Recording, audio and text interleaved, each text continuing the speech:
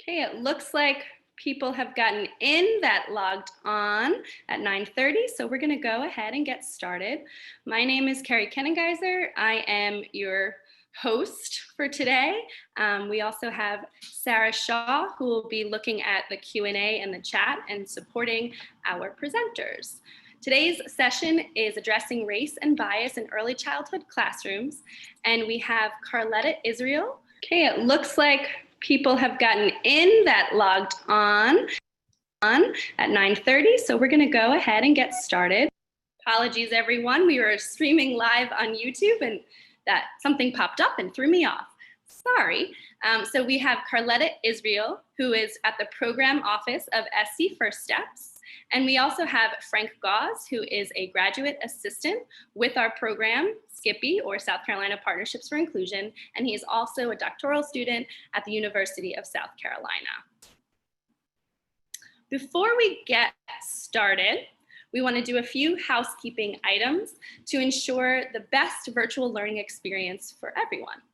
This session is being recorded and will be hosted on our YouTube channel, and you'll find a link on our website next week for anyone who is interested. And actually, that link is already up there. All attendee video and microphones have been muted. If you have a question, please feel free to put it in the Q&A box, which you will see where to find that right on your screen.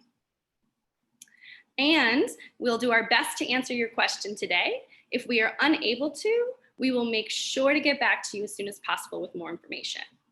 If you have any other comments or resources, please feel free to use the chat to provide those. And I think Sarah will be putting some resources in there shortly if she hasn't already. As a reminder, if you signed up to receive child care training credit and/or CEUs, you must view this live session in its entirety via Zoom and complete the evaluation at the end of the session. If you have any questions, please reach out to skippy@mailbox.sc.edu, and that's scpi@mailbox.sc.edu.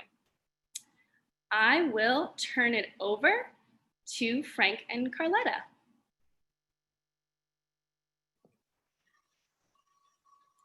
Greetings. Thank you for joining us this morning.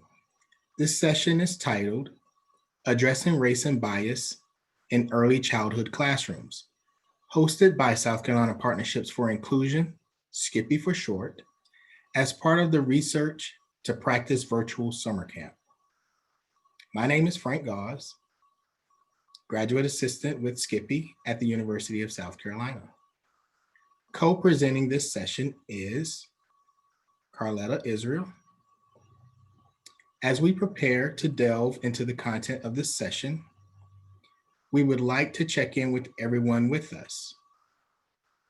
At this time, if you would take a moment and access the chat feature on your device and share with us 3 things in a post. First, your name. Second, the agency, school, or organization or institution you are with. And third, one word that represents positive energy.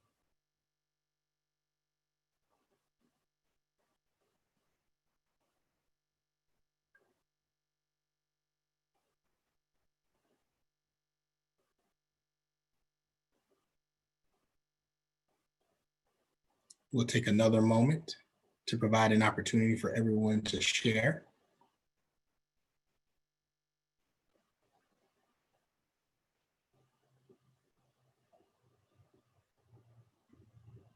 Thank you.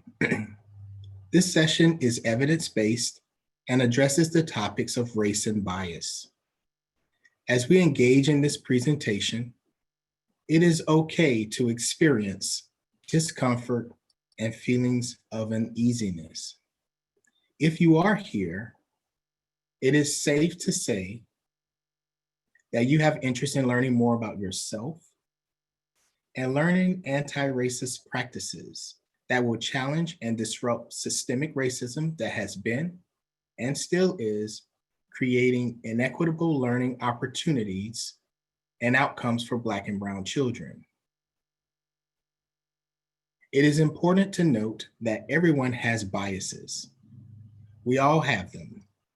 The question is, are we willing to do the work that will correct the biases that lead to us perpetuating inequitable practices on the basis of race and culture?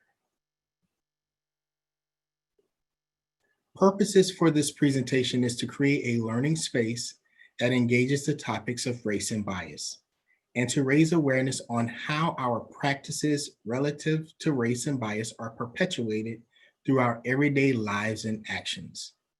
We ask that you be open-minded to the content that is shared and that you are mindful when you're sharing in the chat.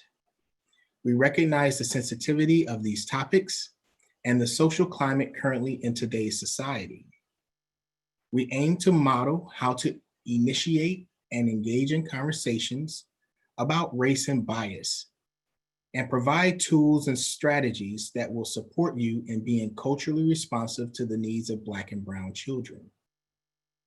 Everyone here is a learner. We are just in different places along our journey. We encourage you to take what is shared today, reflect, and use it as a guide to continue your growth and learning after this session.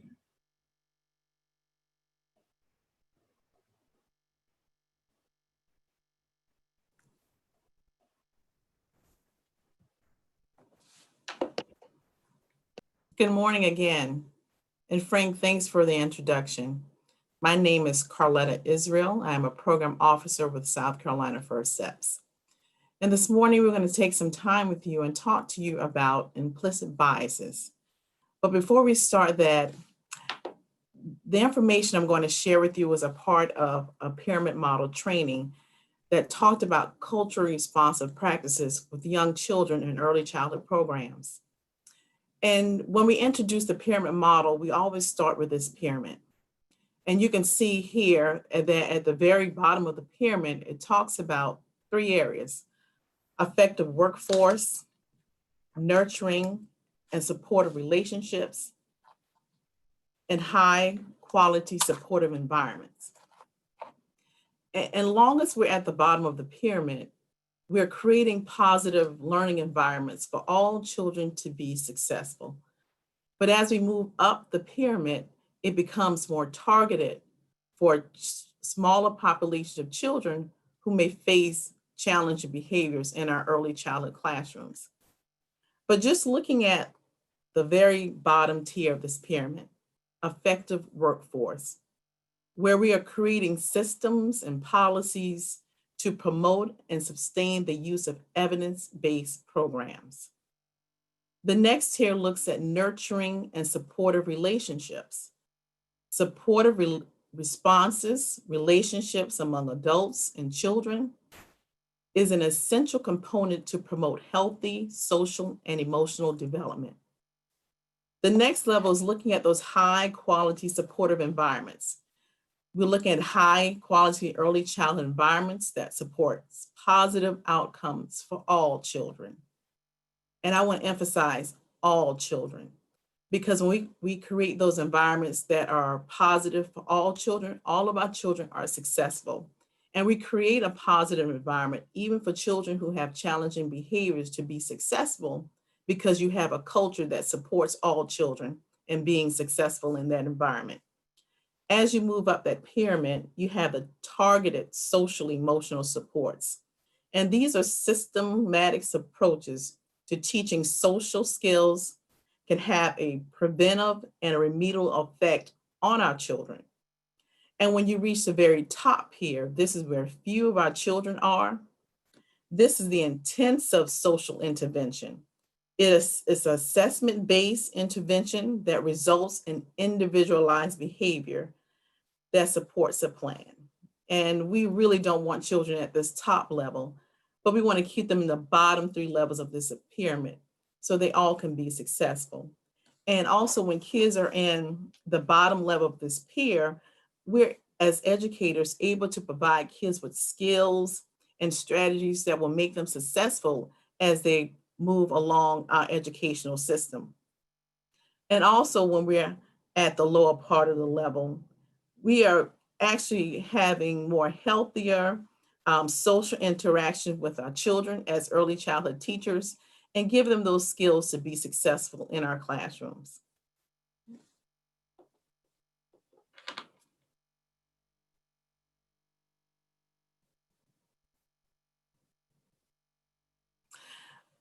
My colleague and I initially conducted this training back in August of 2019. And as a part of this cultural responsive practices training, we had 3 objectives in this training: understanding cultural responsive practices, understanding social and emotional development, what it is and how does it happen, and then understanding implicit biases, disproportionality, race, and culture. But for today's presentation, we're going to really talk about understanding implicit biases.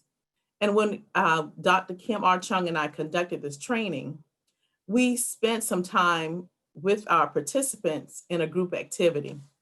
And as a part of this group activity, we asked our participants 3 questions. And this question was, what behaviors push your buttons? The second question was, how do you feel when your buttons are pushed? And the third question was, how do these feelings influence interactions with children? So those were the 3 questions that we asked our participants in this session to set the stage for them to really reflect on their own personal biases, because this helps sets the stage to understand implicit biases, because sometimes we don't realize we have a bias until it's brought to our attention. So as we look at the next slide, let's talk about implicit biases and what that means. Implicit biases is a mental process resulting in feelings and attitudes about people based on race, age, and appearance, and other indicators. It is an unconscious process, and we're not always consciously aware of the negative racial biases that develop over the course of our lifetime. So that's why the activity that we conducted in this session was important for our participants to get a chance to really think about their own biases. What are those hot buttons? Could a hot button be that the child doesn't address me as yes, ma'am, no, ma'am, yes, sir, no, sir? What are those buttons?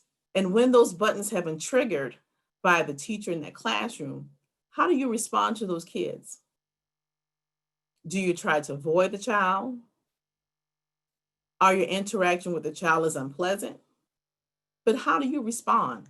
Because that plays a very important part in how we interact with these children and the environments that we create for these children in our classrooms.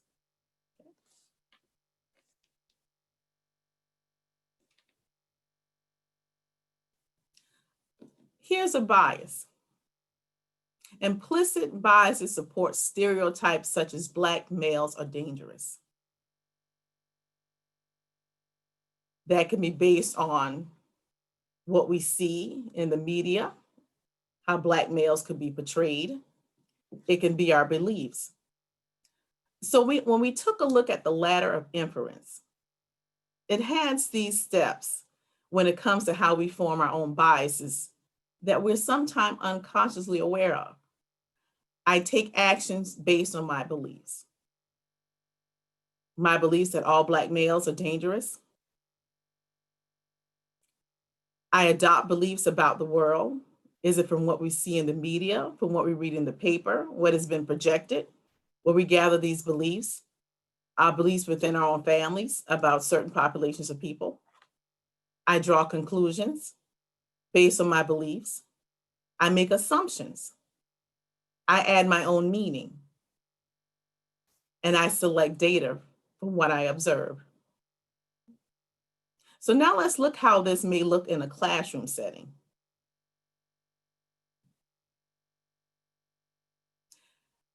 This was a direct observable data. Marianne walks in and does not speak to me. Now, When we talk about the ladder of inference and those steps, the first thing, I draw conclusions and take action based on my beliefs. So from that, I'm thinking, we will never be treated fairly by Marianne. I make an assumption. Marianne thinks she is better than teaching assistant.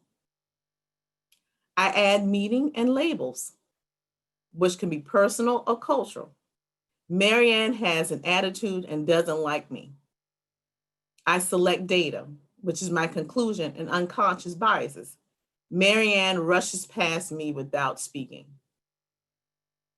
And all of these are assumptions. This is sometimes how we can pose our own personal beliefs and not understanding that Marianne could have had a bad day, something could have happened, but we're quick to draw conclusions. And sometimes we do the same things with our children. When our children in our classroom may misbehave, there may be a reason for that behavior. And sometimes we have to slow down and ask those questions and take the time with those children to find out what is going on. Another example of this ladder of inference. My students want to address me as Mrs. in the class. Your first step in this, I draw conclusions and I take actions based on my beliefs. I know this student is going to be a problem and the parents won't be much help. I made assumptions. I assume that she comes from a family that doesn't value manners, education, or school very much. I add meaning and labels based on personal and culture. I think this is disrespectful. I select data, which is my conclusion and my unconscious biases. I notice that this child does not use Ms. to address me. So do you see now where sometimes our unconscious biases can feed into those classrooms and to the children that we're working with, that sometimes may create those tensions in the classroom where kids may be caused to act out because how we respond to them. So it goes back to those 3 questions in the initial activity to think about. What are your hot buttons? How do you feel when your buttons are pushed? And how does these feelings influence your interactions with the children? Are these children you've identified as problem children? And sometimes as teachers, because I've taught first grade, this may be the child that you're constantly calling, Johnny, sit down, Johnny, Johnny, Johnny. And sometime by the end of the day, you've called this child name so many times because of your unconscious biases. So as teachers, we have to be mindful of that when we're working with children. Okay. Hey, Carletta, I'm going to take a quick second for an interpreter switch.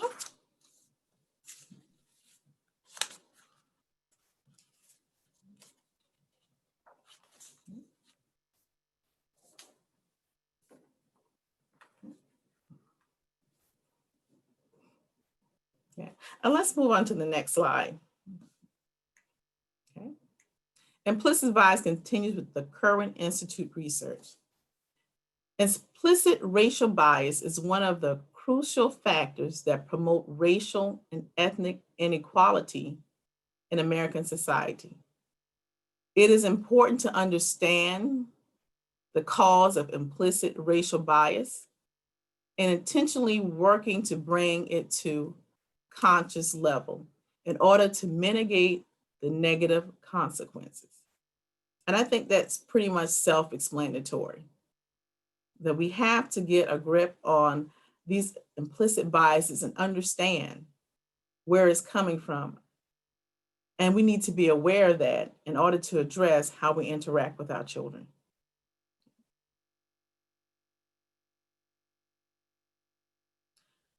How does this impact the preschool classroom? And that's a good question. How does this impact our preschool classroom? Let's take a look at the next slide. In a few minutes, you're going to have the opportunity to take a look at a short video.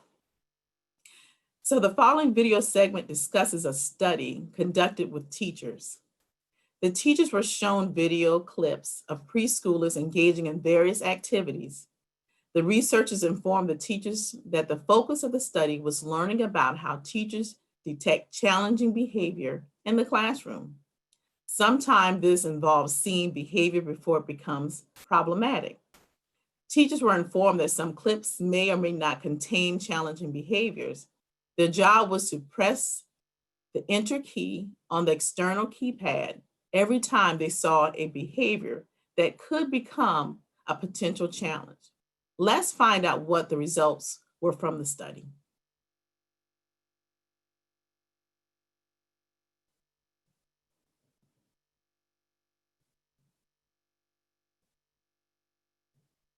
There's a new study out of the Yale Child Study Center.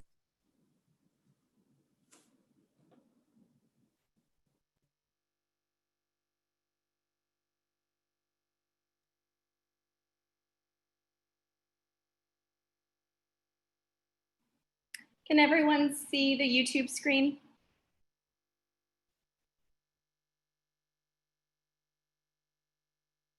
That I had to read a few times just to believe me.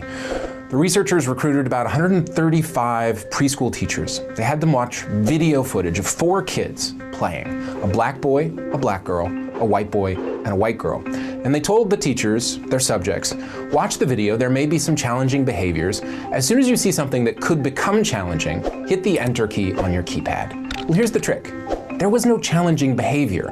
The researchers were using eye scan technology to see which child the teachers were looking at the most. And what they found is that the teachers, both white and black alike, spent the most time watching the black boy, waiting for bad behavior that never came. There's one more really interesting headline in this study, which comes later. The teachers were also given a 1-paragraph description to read of a hypothetical child with a stereotypical name who behaves pretty badly in class, pushes, scratches, throws toys. And some of the teachers were also given some biographical information that helped make sense of that behavior. They were told that the child lives with his mother, father has been in and out for years, they're relatively poor, the mother is depressed, works 3 jobs. The researchers wanted to know if knowing this information made the teachers more empathetic to the kid. Well, here's the shock. It did, but only if the teacher and the child were of the same race. If the teacher and the child, a white teacher and a black child, or even a black teacher and a white child, knowing that biographical information, those teachers were less empathetic towards those students. And here's why this matters. Imagine if this is true, if there's this empathy deficit in preschool, well, imagine where else that's true.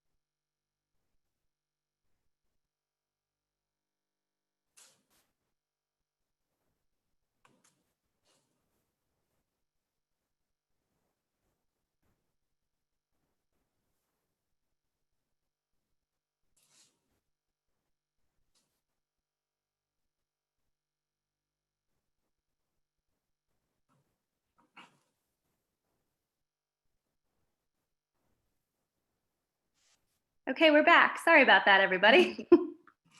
Thank you. That was a powerful video. Very powerful. And it says everything and how that possibly can impact our early childhood classrooms. So Walter Gilliam in 2016 found that preschool teachers judge those children's behavior differently based on race.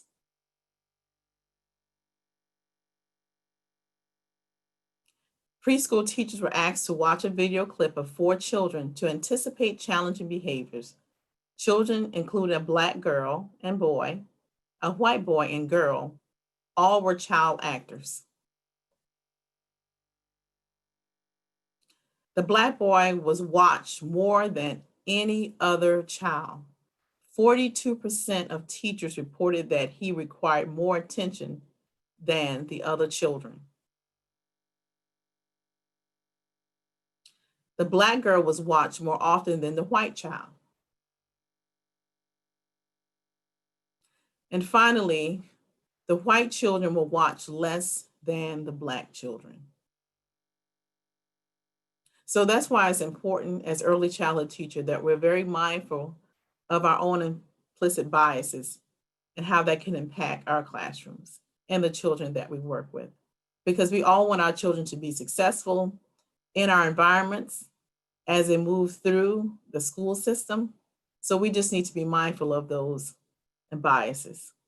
Now, Frank is going to talk more now about how we can create these culturally responsive practices within our classrooms for our children to be successful.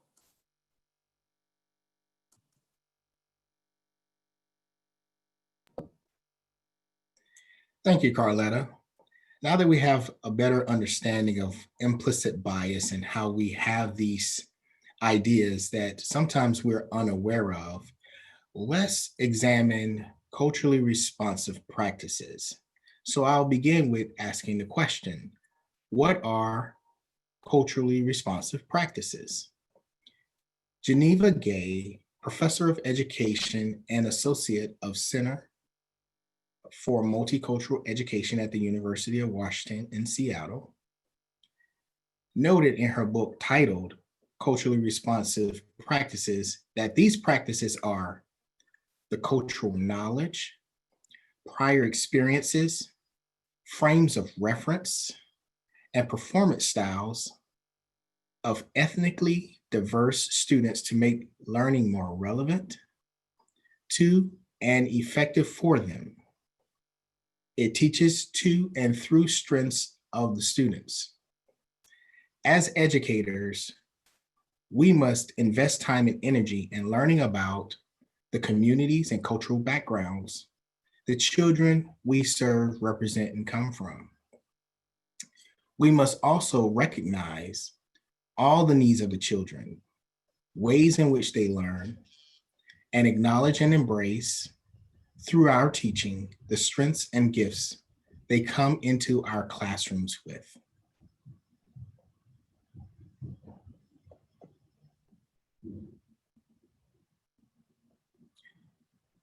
Why are culturally responsive practices important? Children learn behavioral practices and expectations in their families and their communities. Almost always, the behavioral expectations that the school establishes are different from the behavioral expectations Black and Brown children learn at home in the community. This creates a disconnect between the school and the children, their homes, and communities. Culturally responsive practices act as a bridge between school and the family, the community, but aligning the behavioral expectations. Culturally responsive practices look from the lens of children, their families, and their communities to establish behavioral expectations.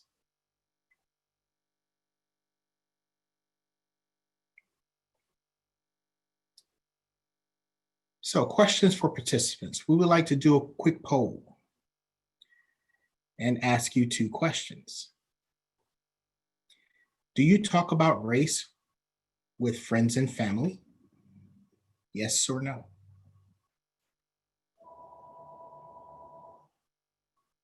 And the second, do you ask questions about race and culture of people from different races and cultural backgrounds when you don't know or understand something? Yes or no?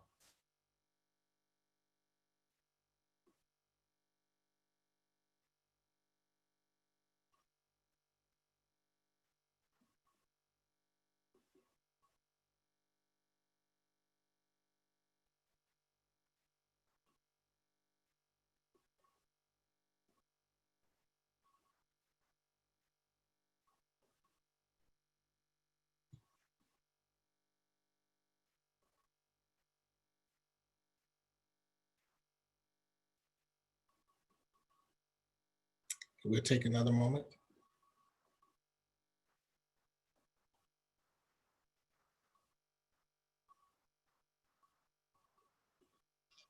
"98% of those who were polled just now said that they do talk about race with friends and family. 86% in question 2 said that they do ask questions about race and culture of people from different races and cultural backgrounds when they don't know or understand something. This is good.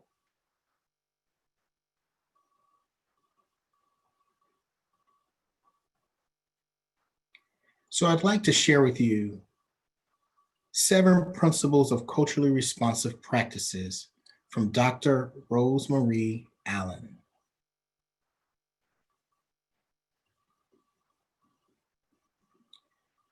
To begin, Dr. Rosemarie Allen is president and CEO for the Institute for Racial Equity and Excellence, which is the lead agency for ensuring equity in educational practices throughout the nation, and is a national expert on implicit bias and culturally responsive practices. She created 7 principles of culturally responsive practices to help support building those learning environments for children, all children. The first principle, kids get it that we get them. And this goes on to say that kids are honored in their cultural connections. Ways that we as educators can acknowledge and honor their cultural connections is through routines and activities, stories we share with the children about their culture, people representing their culture and community, and visuals that are reflective of their cultural background. When we do these things, children feel honored, recognized, and seen in the learning environment.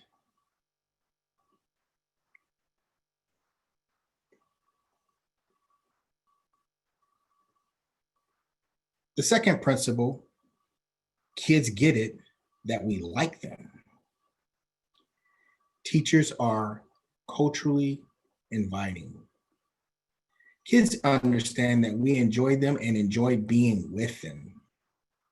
Teachers engage Black and brown children and have positive interactions with them about cultural traditions and activities. Teachers develop positive and meaningful relationships with every child.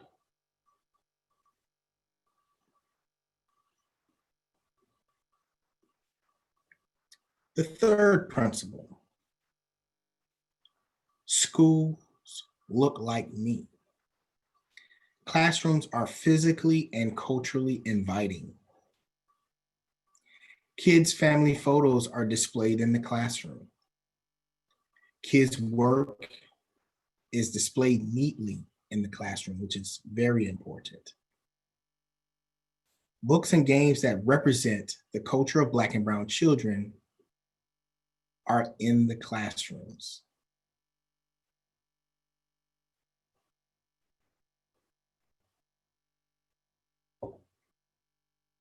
The fourth principle, catch kids being good. Children's development and efforts are reinforced. Teachers look for positive behaviors of kids and acknowledge the strengths and skills they bring to the classroom. Teachers look for and acknowledge those behaviors of those children, those good and positive behaviors. Kids are seen as smart and capable learners.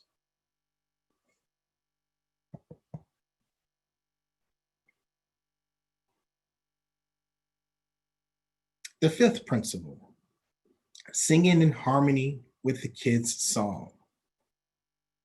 Strategies are adjusted to meet the needs of unique learning and cultural styles of the children. Every child is different. and they learn differently. So it's important that we note that. Kids can be their authentic selves in the classroom and not conform to behaviors and habits that are not aligned to them. There's a need to focus on developing program-wide rules that are consistent with the family's cultural expectations.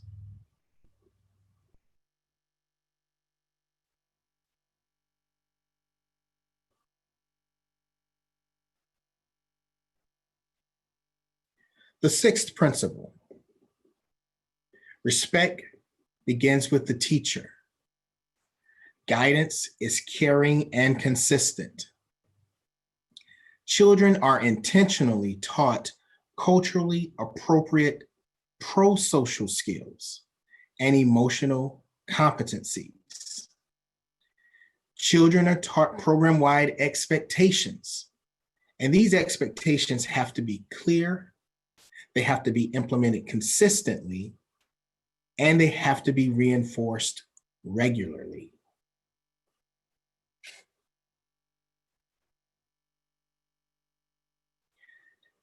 The seventh and last principle, child-centered learning.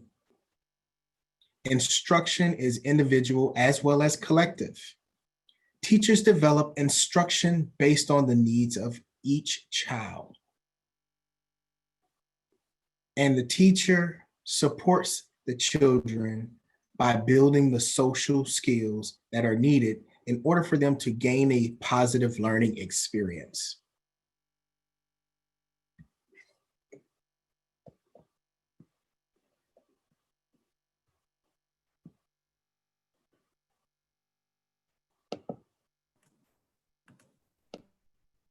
Yeah. Next, we have a list of resources to help you as teachers to talk to your children about race and racism. So there are 30 books, and each book has a summary of the content. So this will provide you opportunity to look through this list to see what works well in your classroom or what works with a particular topic that you're going to talk about. But these are books that are available to you, or I won't say available, that you can have those listings that you can look these books up. Maybe your school will purchase them, or your childcare facility will purchase some of the books from this list that you can have on site and in your classroom to use with your students.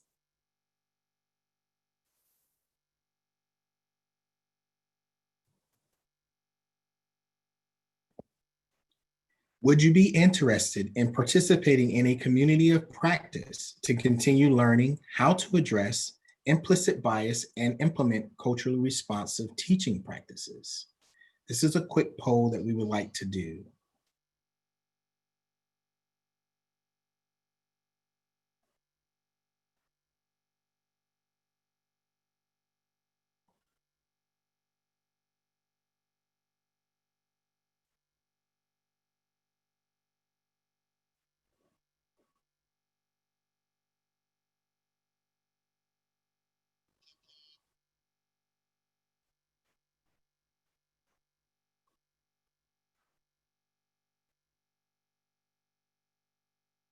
We'll take another moment.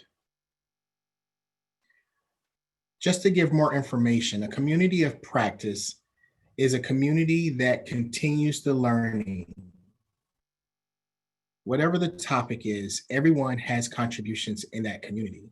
And practices and ideas, along with strategies, are shared to improve, grow, and develop in the specific area that has been identified. We're considering starting a community of practice for culturally responsive practices, as well as learning more about implicit bias. And we at this time would like to know if it is something of interest to the participants here as we proceed and move forward with the idea.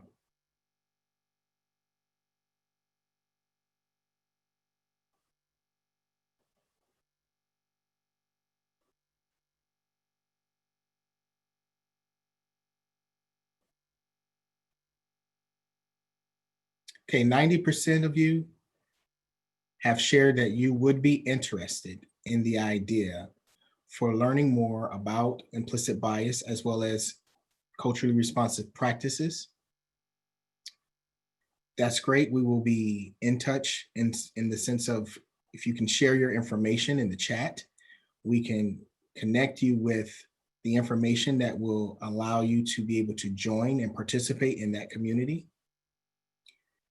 Also, be sure to check out the Skippy newsletters for the months of July and August for resources on race and culturally responsive practices.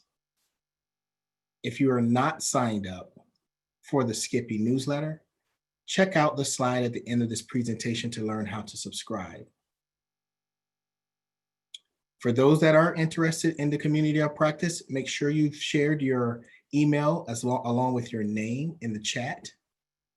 Also, please follow us on Facebook at South Carolina Partnerships for Inclusion for our sponsored events and partners events.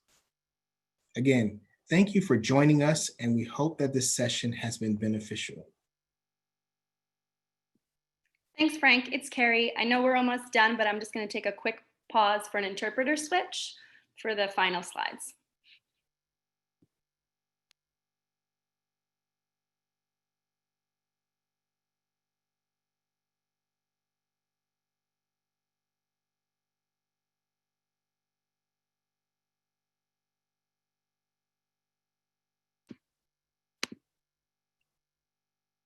Oops.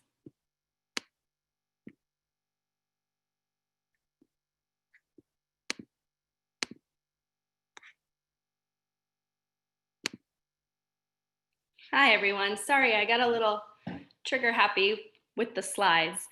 I know a couple people had some questions that they put in the Q&A, and we wanted to give time for Frank and Carletta to be able to go through their content and look carefully at the questions.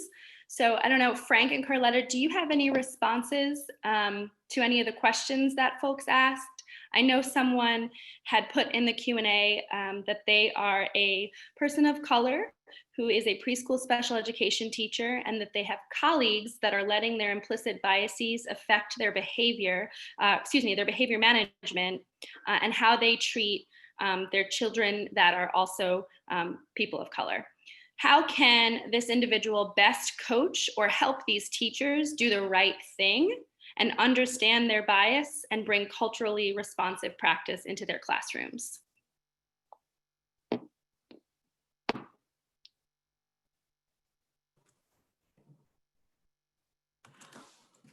I'll answer that question. It goes back to that lower part of the pyramid that was shared earlier, looking at your workforce, looking at systems and policies that promote and sustain the use of evidence-based practices.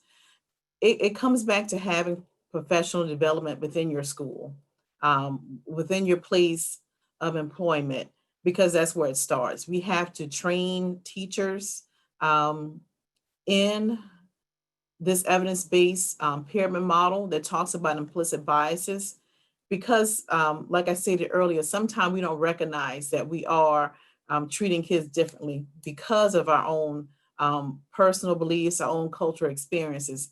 And even in the training that my colleague and I conducted, you know, in that session, we all realized that we have implicit biases. So it takes training.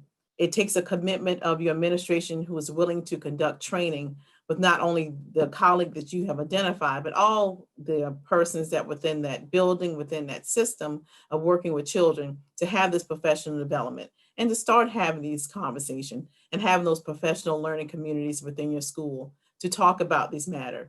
Frank and I did provide some resources within this presentation, just about books that can be starting the process to talk about it in the classrooms. Because when we're working with adults, sometimes it's hard for us to change. But when we're working together as a team for the betterment of our children, because we say we're committed, we want to work with children, that's our passion, that we have to be willing to make these changes so all of our children can be successful. So it takes professional development and working with the administration who's willing to commit to have this type of training as a part of your professional development. I hope that answers your question.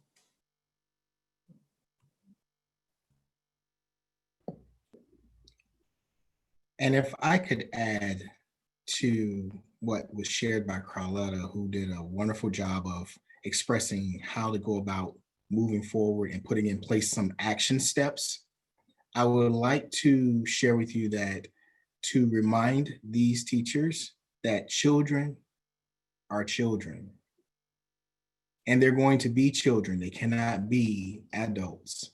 And the expectations that we place upon them have to align with where they are and who they are. And keeping those ideas in mind will enable us to understand that we're the adults in the classroom spaces, and we have to be able to understand that it is up to us to support the children in ways in which they may not be mature enough at that time in their lives to do or to understand what it is your expectations are. And then it's also important to remind them that what their expectations are may not be the understanding of the children, and to learn more about what it is that will support the children to understand how the two, the teacher and the child, can meet with an understanding that will support both in the learning environment and express a positive relationship is what you would need to share with those colleagues of yours.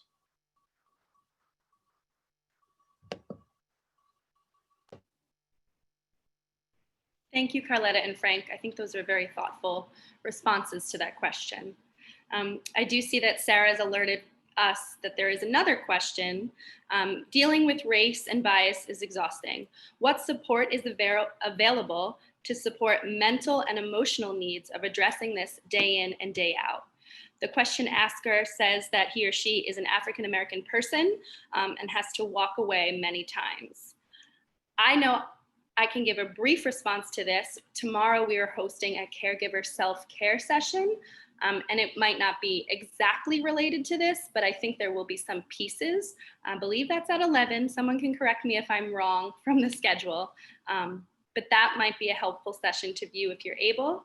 Takoria Jones and Teresa Pelham are wonderful. And I know Takoria personally, and I've gotten to know Teresa through planning this. And I think that they will have a lot of important pieces of information to talk about just taking care of ourselves in the climate with a lot of things going on right now. And Frank and Carletta, if you have something more specific to share for the question asker, you can let them know. Oh, thanks, Marian. Sorry, I wasn't able to see the Q&A. Thank you, Carrie. As Carrie mentioned, self-care is going to be critical when working with young people. It is important to understand that you first have to be able to take care of yourself in order to be able to take care of someone else. And when you have multiple personalities that you're working with in a classroom environment, you have to understand that you're going to be wearing a number of hats if you're going to be meeting the needs of each one of those children in that space.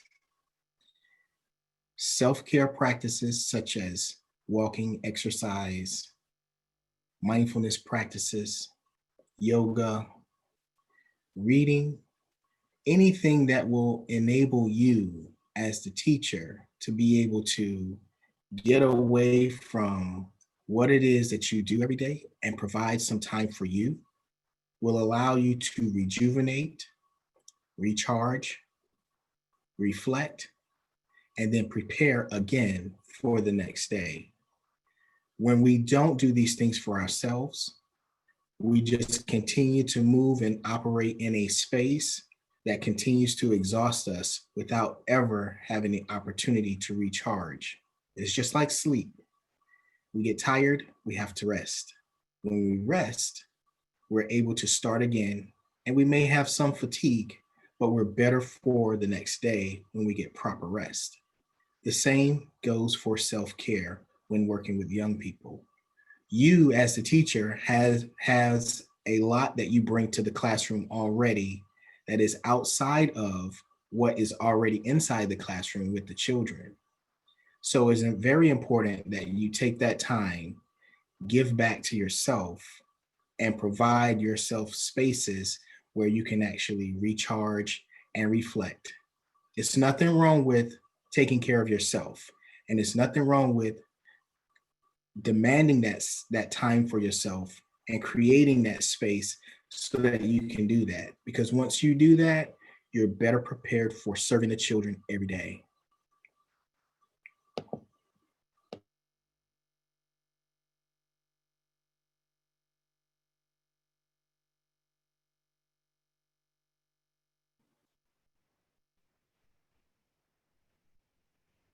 Thank you for your questions, and thank you, Frank, for your response to that. If there are any more questions, we still have about 8 more minutes, but if you don't have questions at the moment, I am sure Frank and Carletta would be happy to answer questions if you wanted to reach out via email. But I do want to make sure we honor your time, and if you have questions now, I don't want to skip ahead.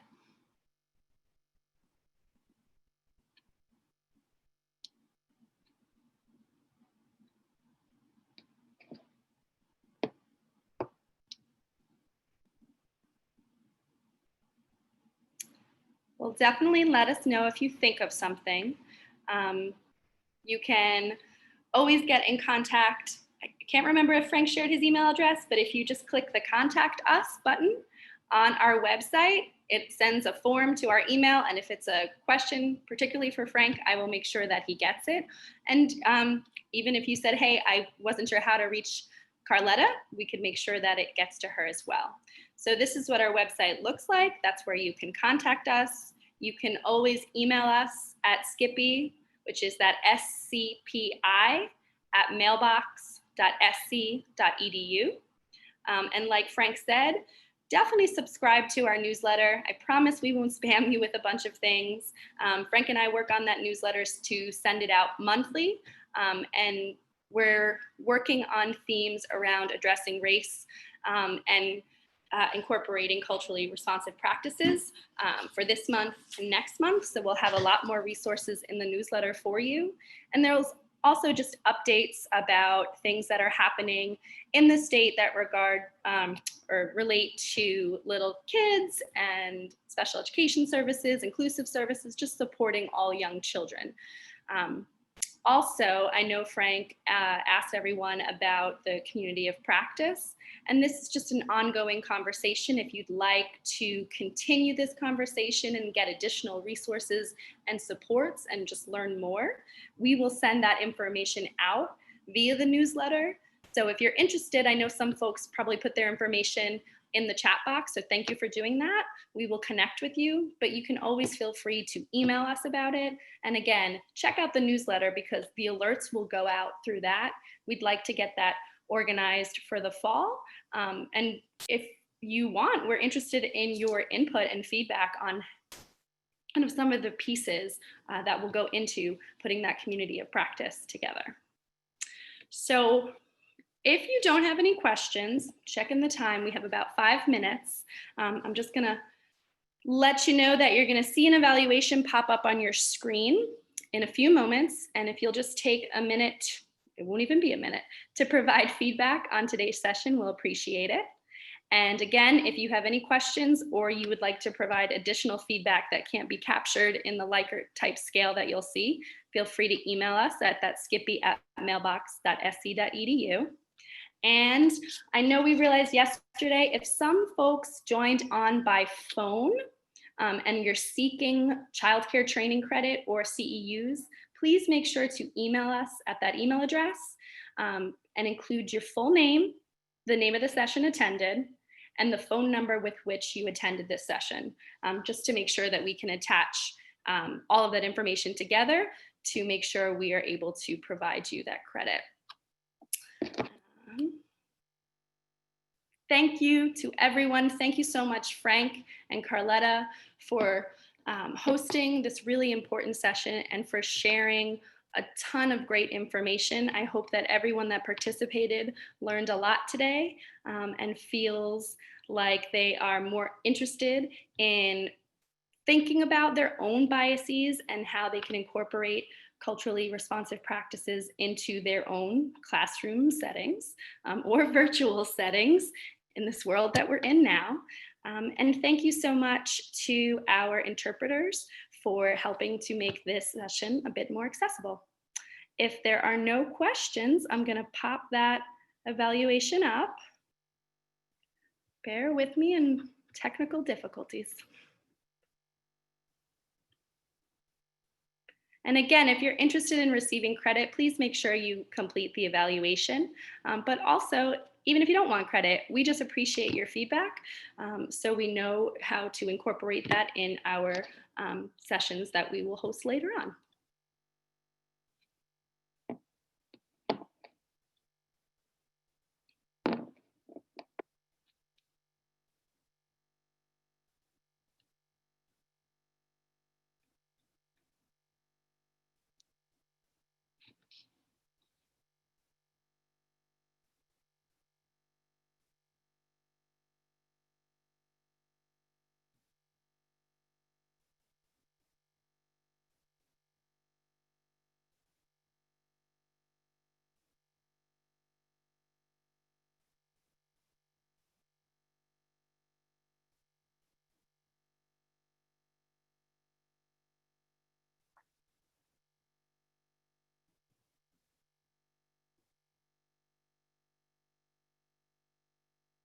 We've almost got everyone completed the poll. We hope to see you at the session at 11, and then we do have 3 sessions tomorrow and 2 more on Thursday. And again, I don't have access to the schedule right now, but you can pull that up on our website if you are curious about what we have going on. Also, if you didn't get to sign up for a session, that's okay. You can always watch the live streaming via YouTube. So looks like everyone has completed the survey. Thank you so much for that.